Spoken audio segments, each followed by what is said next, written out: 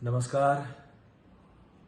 आनंद सूत्रम पर अपनी चर्चा जारी रखते हैं। अभी तक हम 10 सूत्र डिस्कस कर चुके हैं। आखिरी सूत्र था 10वां, गुण प्रभावेन भूत संघर्षाद बलम। जैसा कि मैंने पहले भी कहा है कि यहां इस सूत्र से लेकर 10वें सूत्र से लेकर 20वें सूत्र तक एक एक सूत्र में अलग अलग स्टेजेस का जिक्र है प्रतिसंचर की क्रिया में। प्रतिसंचर क्रिया हम स्टडी किए हैं थोड़ी देर पहले। तो संचर धारा में हम शिव से जड़ तत्व तक आए और जड़ तत्व में विस्फोट के बाद, जड़ स्फोट के बाद एक नई धारा शुरू होती है जिसे हम प्रतिसंचर धारा कहते हैं। तो प्रतिसंचर का ही जिक्र पूरा इसमें आने वाले 10 सूत्रों में है। इसमें कोई बहुत ज्यादा डिटेल में समझाने की जरूरत नहीं है, बट ये है कि अलग अलग अवस्था का जो नाम है, अलग अलग अवस्था जो है उसको थोड़ा सा नाम के रूप में याद रखना है और उसकी थोड़ी बहुत एक्सप्लेनेशन समझनी है। ये पूरा एरिया हमारे आधुनिक विज्ञान के साथ तालमेल खाता हुआ चलता है। मैंने पहले भी कहा था, आधुनिक विज्ञान रिवर्स चला है। रिवर्स मतलब मैटर से चला है, लेकिन जो इंट्यूशनल साइंस है या दर्शन का शास्त्र है, आनंद सूत्रम है, वो सूक्ष्म से स्थूल की ओर चला है। वो शिव शक्ति से चला है, ब्रह्म से चला है, निर्गुण से सगुण होते हुए फिर इस शिव शक्ति की अलग अलग अवस्थाओं का जिक्र करते हुए, अलग अलग अवस्थाओं में क्रिएट करते हुए तब वो जड़ तत्व तक आया है, जिसे हम ओपन आई से नहीं समझ सकते, जिसे थर्ड आई इंट्यूशन से समझा जाता है। और जो गुरु है, महागुरु है, पहले उन्होंने जाना है, तब जाके उन्होंने अपने शिष्यों के लिए एक सिस्टमैटिक स्टडी ऑफ नॉलेज हमारे सामने रखा है। और ये इंपॉर्टेंट है कि हम ये समझें कि दर्शन का अध्ययन प्रैक्टिकल साधना के साथ ही ठीक से समझा जा सकता है। इसमें भी लेबोरेटरी की जरूरत है और लेबोरेटरी हम स्वयं है। जैसे साइंस की स्टडी में हमें लेबोरेटरी में ही जाना पड़ेगा या डिस्कवर करना पड़ेगा, उसी तरह से इंट्यूशनल साइंस को हमें धर्म को समझने के लिए, धर्म को आत्मसात करने के लिए हमें अपनी अंतर यात्रा में जाते रहना पड़ेगा। तभी हम धर्म के जो सूक्ष्म बिंदु हैं उसको और अच्छे से हम क्लियरली समझ पाएंगे। समझ का मतलब है वो हमारे अंदर आत्मसात हो जाएगा। उसके लिए बहुत ज्यादा बुद्धि की जरूरत नहीं है, वो हमारे सिस्टम में आ जाएगा। तो आने वाले 10 सूत्रों को धीरे धीरे आज देखते हैं कितने सूत्र कवर कर सकते हैं हम। तो गुण प्रभावेन भूत संघर्षाद बलम। तो गुणों के प्रभाव से, गुण क्या है? सत्व, रजस और तमस। ये बार बार यही गुण आ रहे हैं। इंट्यूशनल साइंस में सब कुछ इन 3 गुणों के माध्यम से होता है। ये मॉडर्न साइंस की देन है कि वो दूसरे एलिमेंट्स और दूसरे चीजों को लेकर मैटर का स्टडी किए हैं और मैटर में जो जो पाया उसके उन्होंने अलग अलग नाम दिए हैं। लेकिन इंट्यूशनल साइंस में, दर्शन के शास्त्र में, ये 3 गुणों का प्रभाव ही सारी सृष्टि क्रिएट कर रहा है, सारी अवस्थाएं क्रिएट कर रहा है। तो जरूरी है कि इन 3 गुणों को हम अच्छे से समझें। अपने जीवन से ही समझ सकते हैं। जितना हम अपने जीवन को देखेंगे, थोड़ा सा इंट्यूटिवली देखेंगे, तो हमें ये इन 3 गुणों का खेल, इन 3 गुणों का नृत्य या इन 3 गुणों का ड्रामा लगातार चलता हुआ दिखेगा, अपने जीवन में भी, वैयक्तिक जीवन में भी और सामूहिक जीवन में भी। तो गुणों के प्रभाव से ये जो मैटर के अंदर संघर्ष क्रिएट हो रहा है, संघर्ष लगातार चल ही रहा है। संघर्ष किसके बीच है? सत्व, रजस और तमस के बीच ही संघर्ष है।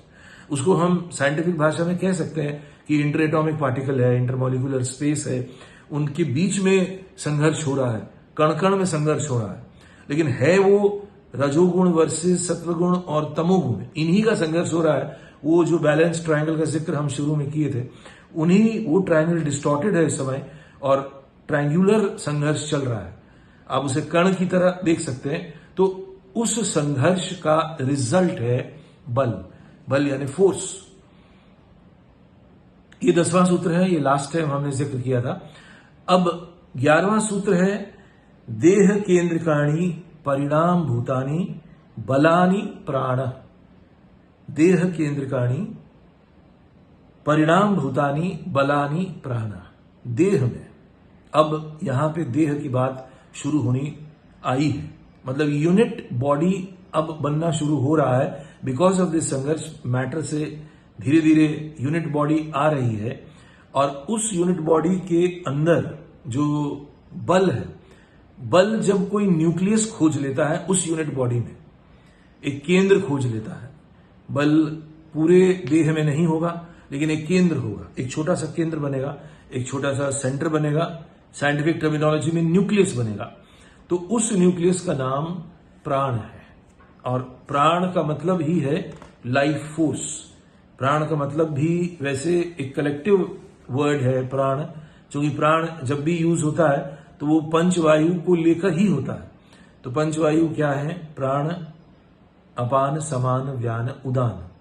तो ये पांचों देह में आ जाते हैं। अब यहां पे देह हमारे सामने क्लियर नहीं है कि क्या ये ह्यूमन देह की बात हो रही है। यहां पे देह की अवस्थाएं अलग अलग है। जो सिंगल सेल जन्म लेता है, फिर मल्टीपल सेल के रूप में ट्रांसफॉर्म होता है, फिर लोअर प्लांट में ट्रांसफॉर्म होता है, फिर हायर प्लांट में ट्रांसफॉर्म होता है, फिर लोअर एनिमल में ट्रांसफॉर्म होता है, फिर हायर एनिमल में ट्रांसफॉर्म होता है, उसके बाद मैन में ट्रांसफॉर्म होता है। तो ये देह की अलग अलग अवस्थाएं हैं। वो सेल भी एक प्रकार से बॉडी ही है। जो छोटा सेल है वो भी एक बॉडी है, और जो इतना विशाल ह्यूमन बॉडी है, मनुष्य का जो शरीर है, वो भी एक बॉडी है। लेकिन वो कितना कॉम्प्लेक्स, कितना कॉम्प्लिकेटेड है, और उसमें कितनी सारी चीजें हैं अंदर, वो हम आने वाले सूत्रों में स्टडी कर ही रहे हैं। तो सिंपल फॉर्म्स जो हैं वो सेल से ही शुरू होती है, और सेल में भी थोड़ा सा फोर्स है। फिर थोड़ा सा मल्टीपल सेल जब हम पढ़ते हैं, इवॉल्व सेल हो जाते हैं, उसमें फोर्स बढ़ गया, उसमें प्राण भी आ गया। लोअर प्लांट भी है तो वो उसमें भी प्राण की इन्वॉल्वमेंट है। एक सेल से मॉडर्न साइंस कितनी चीजें चेंज करता है, कितनी बीमारियों को ठीक करता है, कितनी बीमारियां ले आते हैं। तो सेल अपने आप में कितना इंपॉर्टेंट है। सेल अपने आप में एक पूरा पूरा जीवन है, और उसी सेल के अंदर एक फोर्स है, और उस कलेक्टिव फोर्स का जब कोई न्यूक्लियस बन गया, कोई सेंटर बन गया, तो उसका नाम प्राण हुआ। तो प्राण लाइफ फोर्स है, प्राण जीवनी शक्ति है। वो जीवन जो हम अपनी आंखों से देख सकते हैं, क्योंकि मैटर से पहले की जो पूरी अवस्थाएं हैं, उसमें मैटर में हम पंचभूत को अपनी आंखों से देख सकते हैं, लेकिन उससे पहले की जो अवस्थाएं हैं, जिसमें कॉस्मिक चित्त, कॉस्मिक अहम और कॉस्मिक महत, फिर उसके पीछे हम जो भी शिव शक्ति के स्टेजेस हैं, उसको हम अपनी आंख से देख नहीं सकते। तो यहां से आंख भी काम कर रही है, और हम उसका स्टडी भी उस तरह से कर रहे हैं कि ये अवस्था बन गई। तो प्राण इवॉल्व हुआ, पहले बल आया, पहले फोर्स आया, उसके बाद प्राण धीरे धीरे इवॉल्व हुआ। तो ये गति जो है, ये एवोल्यूशन की गति है, ये डिसेंट की गति है। पहली गति इन्वोल्यूशन की थी, डिसेंट की गति थी, ऊपर से नीचे की यात्रा थी। अब नीचे से ऊपर की यात्रा में धीरे धीरे अलग अलग अवस्थाओं में प्रकृति के अलग अलग दबाव से, कभी तमोगुण, कभी रजोगुण, कभी सत्वगुण, तो इससे अलग अलग चीजें क्रिएट हो रही हैं। तो ये इतना ही काफी है इसको समझने के लिए। इसका अगला, इसके आगे का सूत्र जो 12वां सूत्र है, उसको पढ़ते हैं और समझते हैं। तीव्र संघर्षेण चूर्णी भूतानी जड़ानी चित्ताणु मानस धातुआ। अब यहां पे एक नई चीज का जिक्र हुआ है, चित्ताणु मानस धातु और चूर्णी भूतानी। तीव्र संघर्षेण का मतलब है बहुत ज्यादा संघर्ष बढ़ गया, सत्व रजस और तमस में संघर्ष बढ़ गया। तो इससे वो जो माइंड है वो पल्वराइज हुआ, वो जड़ से मानस में तब्दील हुआ, क्योंकि उसके पास और नीचे जाने की जगह नहीं है। उसके पास नीचे मतलब और स्थूल होने की जगह नहीं है। जैसे मैटर जब बन गया पूरा पूरा, तो वो जो सॉलिड फैक्टर है वो और नीचे जा नहीं सकता, वो और स्थूल हो नहीं सकता। तो उसके ऊपर ही जो प्रेशर पड़ रहा है सत्व रजस तमस का, और वो लगातार संघर्ष वहां पे चल रहा है, तो उसके बाद वो जड़ सत्ता, वो मैटर का पार्ट पल्वराइज होता है और चित्ताणु को अंग्रेजी में हम एक्टोप्लाज्मिक पार्टिकल कह सकते हैं। तो ये मन की बहुत सूक्ष्म अवस्था है, ये मन का बहुत ही एम्ब्रियो स्टेज है। यहां से आगे चल के मन की अलग अलग अवस्थाएं क्रिएट होती है। तो मन क्रिएट कैसे हुआ है, वो मैटर से ही आया है। यहां पे हम इस तरह से डिस्कवर करते हैं कि mind has come from matter, और matter has come from cosmic mind, and cosmic mind has come from cosmic consciousness. तो ये इंपॉर्टेंट यही है कि इस स्टडी में हम ये न भूलें कि ऊपर से जीवन आया है। साधारण गांव की भाषा में या घर घर में जो एक बात कही जाती है कि कण कण में परमात्मा है। कण तो हम देख रहे हैं, हम नंगी आंख से कण को देख रहे हैं, और कण में तो बहुत बड़ी ऊर्जा है, फोर्स है, प्राण भी है, और उस कण से साइंस बहुत कुछ कर लेता है, लेकिन उस कण में परमात्मा है। ये ऊपर से जब हम देख रहे हैं इसको, तो कण के भीतर भी ईश्वर तत्व, शिव तत्व पूरी तरह से मौजूद है। तो इस सूत्र में तीव्र संघर्षेण चूर्णी भूतानी जड़ानी चित्ताणु मानस धातुगा में मानस धातु की बात हुई है और मन की बात हुई है। मन का बहुत ही माइन्यूट फॉर्म क्रिएट हुआ है, और वो अभी जो हम जिक्र कर रहे थे सेल और complex cell and lower plants, तो लोअर प्लांट में ही माइंड क्रिएट हो रहा है, ऐसा हम मान सकते हैं। हालांकि हर सेल का अपना एक माइंड है, हर सेल का बड़ा सूक्ष्म सा, बहुत ही सटल लेवल पे एक छोटा सा माइंड है। लेकिन जहां हम इस तरह से स्टडी करें कि वो माइंड कुछ कर पा रहा है क्या, सेल के माइंड को इंसान यूज करता है, सेल के माइंड के साथ इंसान काम करता है, लेकिन सेल का अपना एक अस्तित्व है। जो माइन्यूट सेल है उसका भी एक यूनिट माइंड है। ऐसा कहा जाता है ना कि हमारा पूरा शरीर करोड़ों सेल से बना है, और एक एक करोड़ सेल का अपना एक यूनिट माइंड है। तो यहां हम देख रहे हैं कि ये माइंड यहां पे इस तरह से क्रिएट हुआ है। 13वें सूत्र में हम स्टडी करते हैं व्यष्टि देहे चित्ताणु समवायेन चित्तबोध। ये जो चित्ताणु हैं, इनके सम्मिश्रण से, इनके कलेक्टिविटी से चित्त का बोध होना शुरू होता है। चित्त, अहम और महत, ये तीनों हम कॉस्मिक साइकिल में स्टडी किए हैं, और सूक्ष्म से स्थूल की यात्रा में इनकी अवस्थाएं ये रिवर्स जर्नी में आई हैं।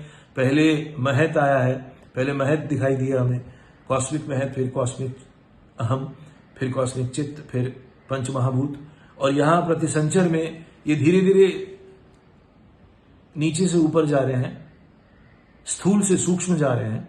तो पहले हमें एक्टोप्लाज्मिक पार्टिकल मिला, पहले एक्टोप्लाज्मिक पार्टिकल का इवोल्यूशन हुआ, फिर उस एक्टोप्लाज्म के जरिए चित्त क्रिएट हुआ। चित्त का क्रिएट होना अपने आप में एक बहुत बड़ी अचीवमेंट है इस इवोल्यूशन की जर्नी में। तो चित्त के क्रिएट होने से एक नई अवस्था आ जाती है, उससे वो जो देह है, वो जो बॉडी है, उसको ये एहसास हो जाता है कि ये शरीर है।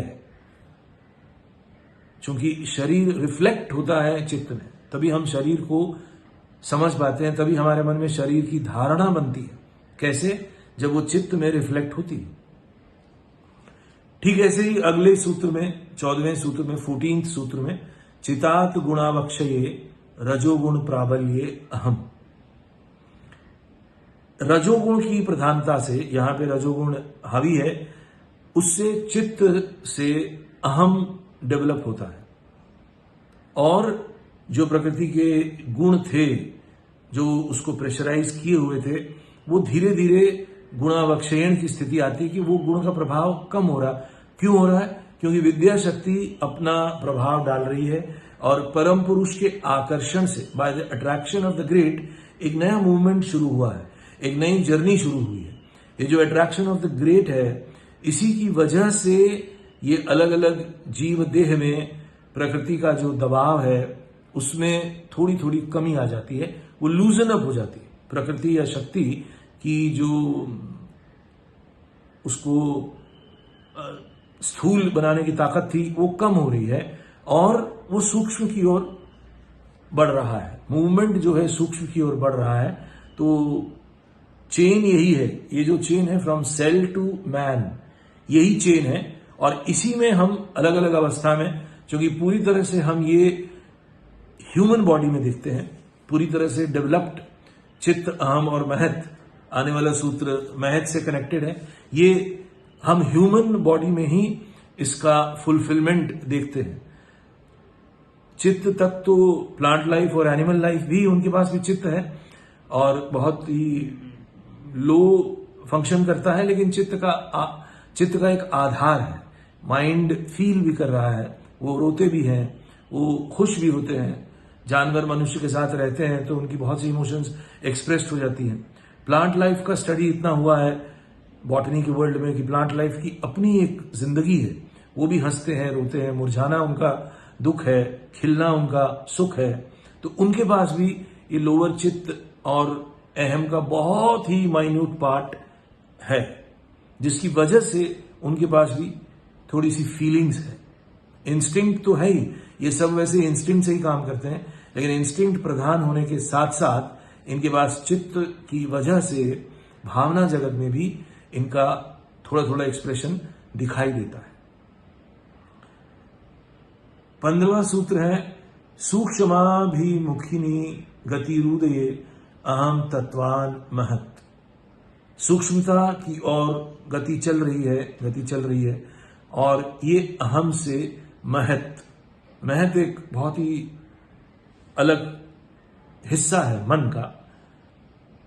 चित्त, अहम और महत डेफिनेटली ह्यूमन बॉडी में ही विकसित होता हुआ दिखता है, लेकिन वो भी जो डेवलप्ड ह्यूमन ब्रेन है या डेवलप्ड ह्यूमन माइंड है, बहुत लोग तो महत का इस्तेमाल भी नहीं करते, लेकिन महत है वो जो देख रहा है कि अहम क्या कर रहा है, वो जो देख रहा है अहम को कार्य करते हुए, वो महत का हिस्सा है। और ये भी इसी प्रोसेस में सूक्ष्म की यात्रा में डेवलप हो जाता है। और सूक्ष्म की यात्रा ये है towards param purush, towards that Shiva from where we have come. It is that attraction which is making the movement move from subtle to more subtle and more subtle entities. The most subtlest or complex entity is the human being in the entire Pratisanchar process. And human being has all three parts or chambers of the mind, the Chitta part, the Aham part, the Mahat part. Chitta takes the first reflection of the body, our body and the other bodies. The external object is also reflected first in Chitta. And Chitta imagines or conceives what it has to do. Chitta is that part of the mind. And Aham is the doer part. That part of mind, there is one function of mind which is to do. करना है। वो करने वाला जो मन है वो अहम है, और इसको देखने वाला जो पार्ट है और सब्जेक्टिव पार्ट अहम का और सब्जेक्टिव पार्ट है वो है महत। अब ये हम अगर थोड़ा चिंतन करें कि क्या ये अवस्था पशुओं के साथ भी होती है? क्या पशु जानता है कि उसके भीतर जब वो एक्शन कर रहा है, पशु जैसे खाने के लिए भाग रहा है या सोना है, तो क्या उसके अंदर भी इस तरह से होता है? उसके अंदर इस तरह से इतनी स्पीड में होता है कि वो उसका बोध बहुत ठीक से वो कर नहीं पाता। वो पूरा कंट्रोल्ड है इंस्टिंक्ट से।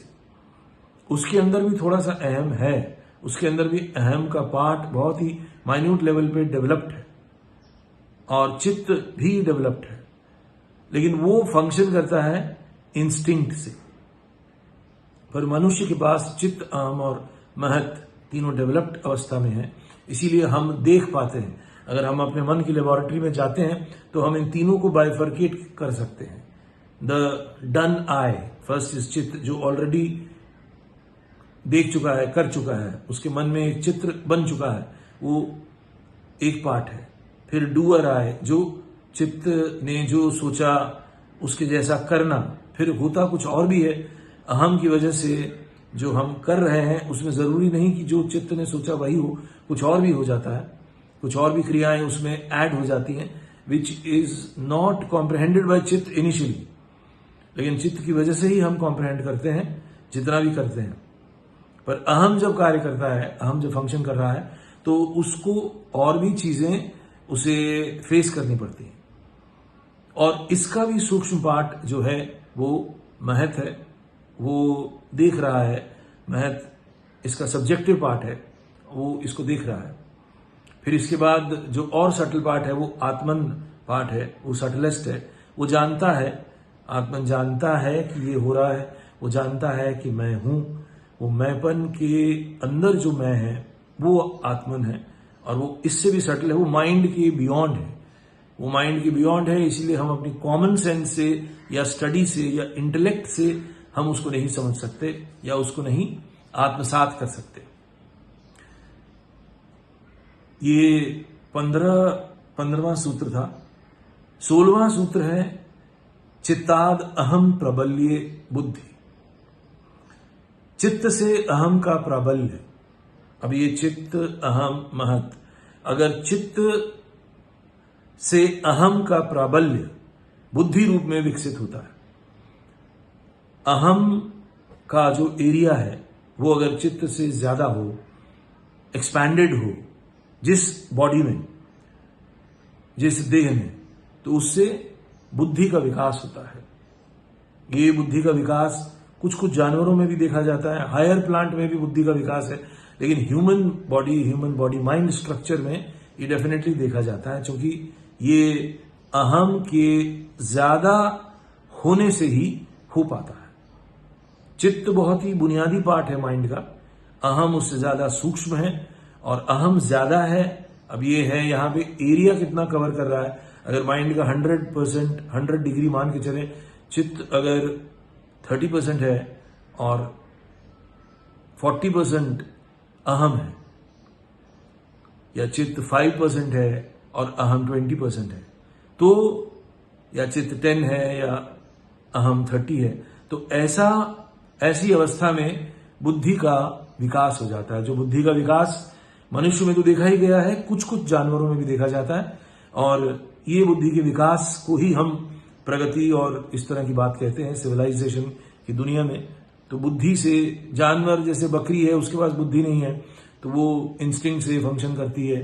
अभी ट्रेन्ड डॉग है घर का, उसके पास बुद्धि थोड़ी डेवलप हुई है, तो उसको मालूम है क्या करना है, थोड़ा सा क्या नहीं करना है। मनुष्य का बच्चा और ट्रेन्ड है, उसको सिखाया जाता है कि खाना कैसे खाना है, उसको बताया जाता है कि वॉशरूम कैसे जाना है। तो इस तरह से बुद्धि धीरे धीरे डेवलप होती है, क्योंकि अहम डेवलप हो रहा है। चित्त के अनुपात अहम ज्यादा डेवलप हो रहा है। ये 16 सूत्र है। और 17 है अहम तत्वात महत प्राबल्ये बोधि। बोधि डेफिनेटली ह्यूमन बीइंग से ही डेवलप होती है, और अहम से महत्त्व अधिक मात्रा में है, तो बोधि का डेवलप होना बनता है या स्वाभाविक है या हो सकता है। तो चित्त से ज्यादा एरिया अहम का हो तो बुद्धि डेवलप होती है, अहम से बड़ा एरिया महत का हो तो बोधि डेवलप होती है। बोधि का मतलब इंट्यूशन है। और अब ये भी वैसे काफी थोड़ा सा रिसर्च की बात है। आप लोग भी सोचिए कि कई जानवरों में भी बोधि डेवलप्ड है, तो क्या हम उसे कहेंगे कि उनका, कई जानवर लोग भी आने वाले परेशानियों को या आने वाली मुसीबतों को वो कम्युनिकेट कर देते हैं, तो क्या वो इंस्टिंक्ट से करते हैं या वो बोधि से करते हैं? किसी की मृत्यु हो रही हो तो बहुत से जानवर रोना शुरू करते हैं, कहीं भूकंप आ रहा है तो बहुत से जानवर शोर मचा के उसका सिग्नल देते हैं। तो ये उनका इंस्टिंक्ट वर्क कर रहा है या ये अहम तत्व वर्क कर रहा है? तो